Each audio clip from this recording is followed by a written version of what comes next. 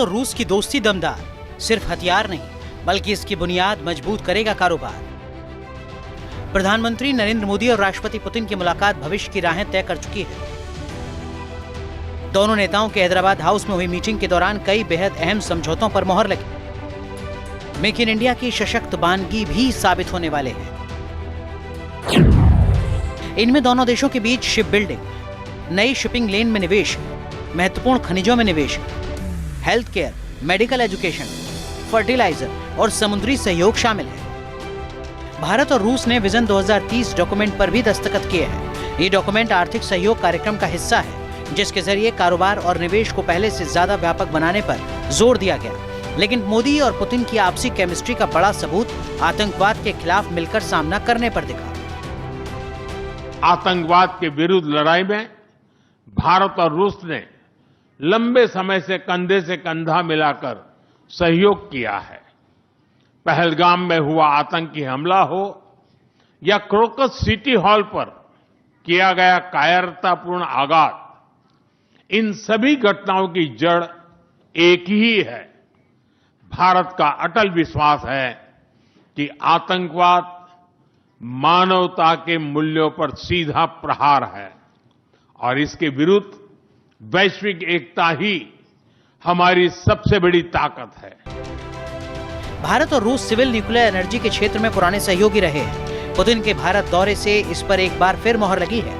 राष्ट्रपति पुतिन ने कहा कि रूस भारत को हर किस्म का ईंधन उपलब्ध कराता रहेगा। उन्होंने कुडनकुलम न्यूक्लियर पावर प्लांट का भी जिक्र किया, जो दोनों देशों का फ्लैगशिप प्रोजेक्ट है। Of course, the bilateral interaction in energy does not limit to that. We are also conducting a flagship project to build the largest Indian nuclear power plant, Kudankulam. 2 out of 6 reactor units have been already connected to the energy network, and 4 are still under construction. Getting this nuclear power plant to full power output will give an impressive contribution to the. इस बार दोनों नेताओं ने निगाहें सिर्फ defence deal पर नहीं टिकाई, बल्कि भारतीय टैलेंट को रूस में मौका दिए जाने से लेकर टूरिस्ट वीजा और फ्री ट्रेड तक पर चर्चा की। भारत रूस बिजनेस फोरम में पीएम मोदी ने कहा कि दोनों देश बहुत कम समय में बड़े लक्ष्य हासिल करेंगे। भारत और रूस के बीच पिछले 1 साल में 12% कारोबार बढ़ा है। अभी $68 अरब का व्यापार हो रहा है, जिसे $100 अरब करने का टारगेट है। It's a mutually beneficial project.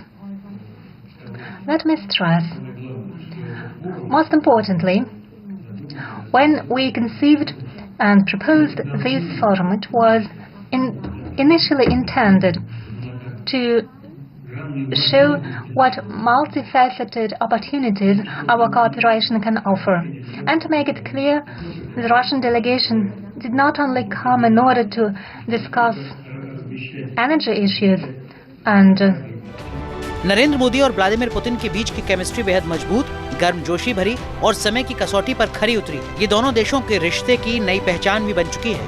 Team news nation.